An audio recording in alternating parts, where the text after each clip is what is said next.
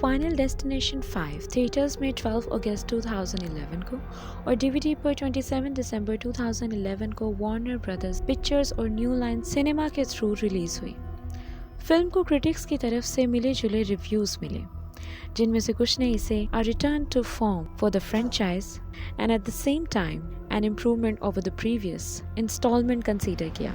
कई रिव्यूअर्स ने फिल्म को फ्रेंचाइज में कुछ न्यू लाने में फेल होना, वीक कैरेक्टर डेवलपमेंट और एवरेज डायलॉग्स पर क्रिटिसाइज किया। लेकिन इसके साथ साथ कैंपी फील के मुकाबले में use of 3D visual effects, the intensive death scenes and return of suspense की भी तारीफ की। खासतौर पर फिल्म के opening sequence and twist ending दोनों को एडमायर किया। इस फिल्म ने वर्ल्ड वाइड $157 मिलियन का बिजनेस किया अगेंस्ट अ $40 मिलियन बजट और फ्रेंचाइज में सेकेंड हाईएस्ट क्रॉसिंग फिल्म बन गई। A sequel is in development.